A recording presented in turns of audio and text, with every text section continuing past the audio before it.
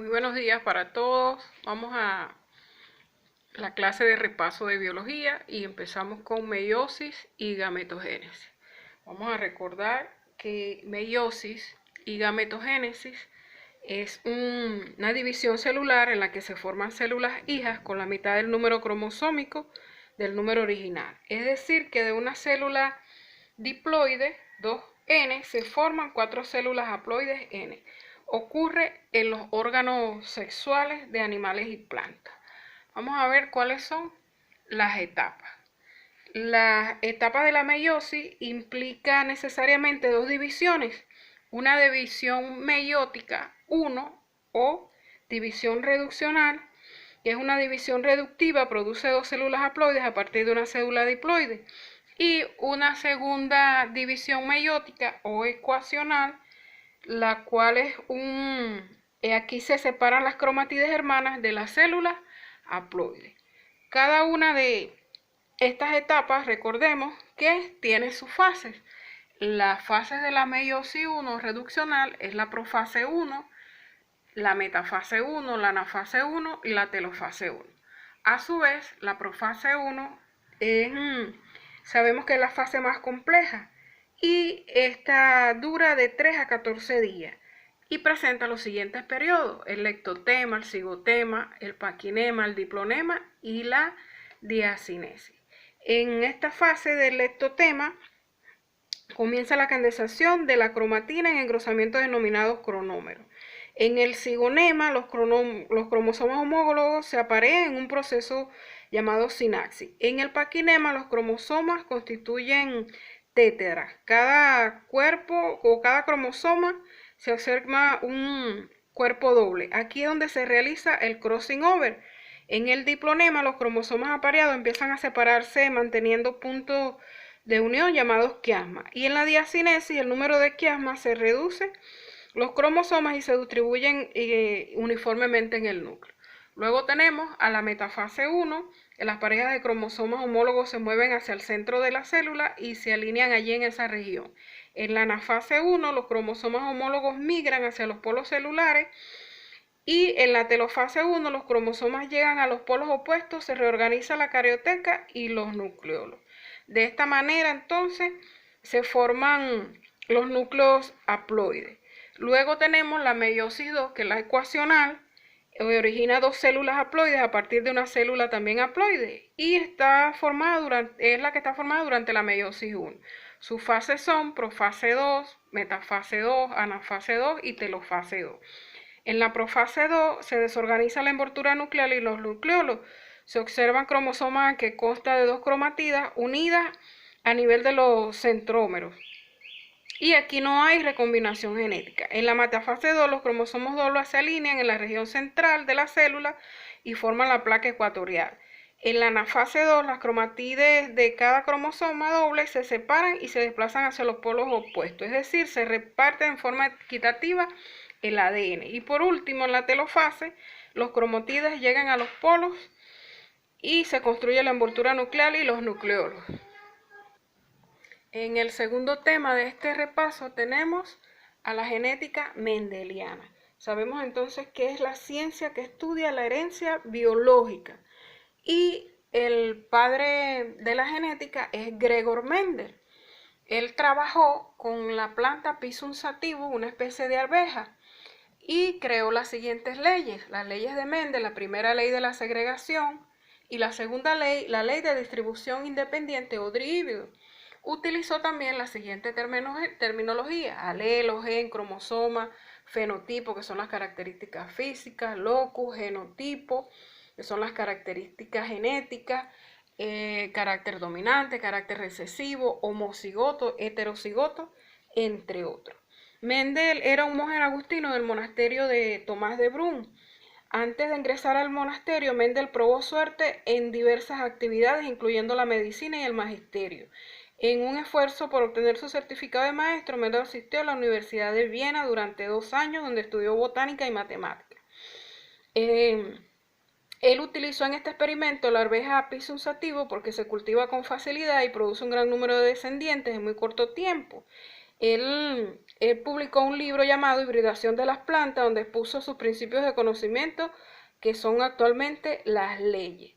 También definió en la arveja los siguientes caracteres: la forma de la semilla, el color del endospermo, el color de los tegumentos, la forma de la vaina, el color de la vaina, la posición de la flor y la altura de la planta. Él allí separó cuáles eran los caracteres dominantes y cuáles eran los recesivos. ¿Por qué Mendel tuvo éxito en lo que otros habían fallado?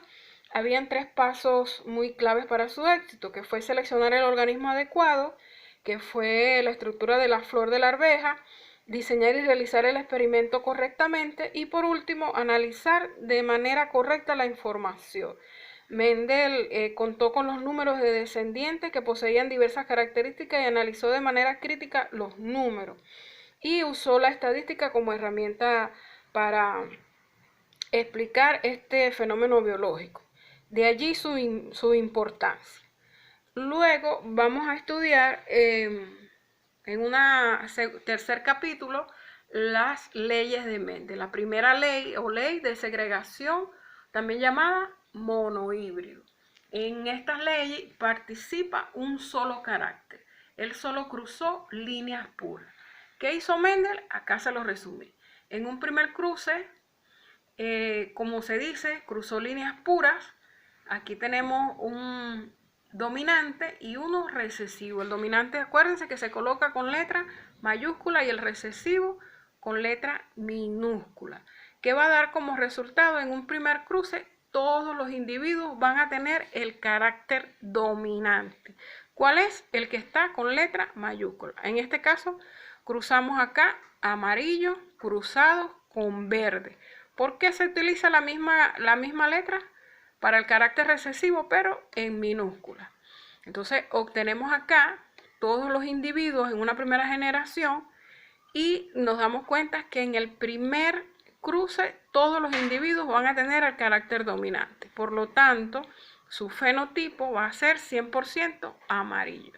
En cuanto al genotipo, nos damos cuenta que cada uno de los genes son diferentes. Por lo tanto, el genotipo va a ser 100% heterocigoto. Luego, para una segunda generación, un segundo cruce, él utilizó los individuos del primer cruce y los volvió a cruzar. Acá lo tenemos para la segunda generación. ¿Qué vamos a obtener? Vamos a obtener el siguiente fenotipo y genotipo. Acá tenemos un individuo amarillo, amarillo, amarillo, porque está el carácter dominante, y en un 25% el carácter recesivo. En la segunda generación va a salir el carácter recesivo. ¿Qué tenemos por lo tanto? 75% amarillos, vamos a hablar del fenotipo, 75% son amarillas y 25% verde. ¿Cuáles son las amarillas? Donde está la A mayúscula. ¿Cuál es la verde? Por supuesto, donde están las letras minúsculas. Y el genotipo son 50% homocigotos, que son los donde están las letras iguales, las 2 A mayúscula y 2 A minúscula. Y heterocigotos 50%, puesto que son de alelos diferentes. ¿Cómo es la proporción? 1 es a 2, 1. La probabilidad, 1/4, 2/4, 1. El porcentaje, ya lo vimos, 50% para el segundo cruce heterocigoto y 75% y 25% en el fenotipo. Carácter dominante y carácter recesivo. Luego, en una segunda ley, la vamos a estudiar, o ley de la segregación independiente, también llamada dihíbrida, puesto que participan 2 caracteres, que igualmente cruzó líneas puras. ¿De qué se trata? Aquí tenemos el primer cruce, que como lo dice, cruzó líneas puras, pero para 2 caracteres. Acá tenemos, supongamos que son amarillos lisos cruzados con verdes rugosos. Acuérdense que se utiliza la misma letra, pero en minúscula. En ese primer cruce, todos los individuos van a ser de la siguiente manera. Por lo tanto, el genotipo va a ser 100% dihíbrido heterocigoto y el fenotipo 100% amarillas lisas. Luego, para un segundo cruce, vamos a ir a la probabilidad. ¿Cuál es la probabilidad? Vamos a cruzar o a definir cuáles son los caracteres que podemos obtener. Para eso, entonces tenemos el amarillo liso, el amarillo rugoso, el verde liso y el verde rugoso. ¿Qué vamos a hacer? Lo vamos a cruzar. Para eso vamos a utilizar el cuadro de Punnett. Acá se lo hice de la siguiente manera. Entonces, una vez que los tengo, mis caracteres, los voy a colocar verticalmente también. Y empiezo a cruzar uno con cada uno. ¿Qué voy a obtener? En mi primer fenotipo voy a buscar los amarillos lisos. Acá los tengo, se los marqué con el número 1, 2, 3, 4, 5, 6, 7, 8 y 9. Coloco acá amarillos lisos, 9 de 16. Luego voy con el segundo. Amarillos rugosos, tengo 3. Acá se los coloqué con una tilde. Amarillos lisos y amarillos lisos. Acá tengo 3 de 16. Luego quiero buscar los verdes lisos. Acá tengo 3 también, los marqué con la X. 1, 2 y 3. 3 de 16 verdes lisos. Y por último, el verde rugoso, el carácter recesivo. Acá lo tengo, se los encerré en un círculo. Luego el genotipo será de la siguiente manera. Aquí tengo al homocigoto dominante, el homocigoto recesivo. Tengo 1 amarillo liso, tengo verdes lisos, tengo 2 verdes lisos, heterocigotos. Y por supuesto está ligado al carácter dihíbrido. Ok, muy bien. Pero no se quedó allí el estudio de la genética. Al pasar del tiempo y el siguiente objetivo, lo vamos a ver la genética post-mendeliana. ¿Qué pasó después de Mendel? Vamos a estudiar un poquito los antecedentes. ¿Quién continuó en el trabajo conjuntamente con otros? Thomas Morgan Home. Este fue un genetista estadounidense que estudió la historia natural y la zoología y la macromutación en la Drosophila melanogaster. Esta es la mosquita de la fruta. Él ganó el premio Nobel de Fisiología y Medicina por demostrar que los cromosomas son portadores de los genes. Y trabajó conjuntamente con Sutton y Boveren y es lo que nosotros conocemos como la teoría cromosómica de la herencia. Luego él estudió lo que es la dominancia incompleta. Esto tiene que ver con una herencia intermedia. Hay casos que en ninguna característica de un progenitor es dominante sobre el otro. Ningún gen domina totalmente al otro, es lo que quiero decir. De modo que en el cruce surge un rasgo nuevo típicamente intermedio al de los progenitores. Un ejemplo de eso es el cruzamiento de un clavel de flores rojas con otro de flores blancas y da como resultado flores rosadas. Allí entonces se demuestra que en un gen domina el otro. Luego hablaremos de la codominancia. En la codominancia el individuo expresa ambos genotipos parentales. Un individuo con el tipo de sangre AB, el antígeno A y el antígeno B lo va a reflejar en su grupo sanguíneo. Un ejemplo de esto también puede ser una planta chira de flores amarillas, se cruzará con una planta chira de flores rojas y la descendencia se observará una planta chira de flores amarillas moteadas de rojo. También hablamos de los alelos múltiples. Esto es cuando un gen presenta más de 2 pares de alelos para un carácter en una población.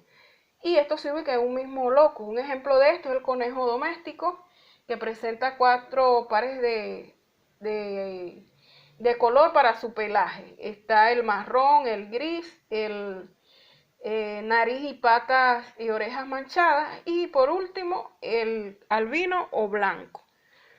Luego hablaremos de la herencia sanguínea. En 1900 sabemos que el señor Karl Landster descubrió la existencia de un grupo sanguíneo en la especie humana. En las transfusiones él observó casos en que la sangre se coagulaba y otros no, y desarrolló entonces el sistema ABO. Por la razón por la cual él ganó el premio Nobel. ¿En qué consiste el sistema ABO?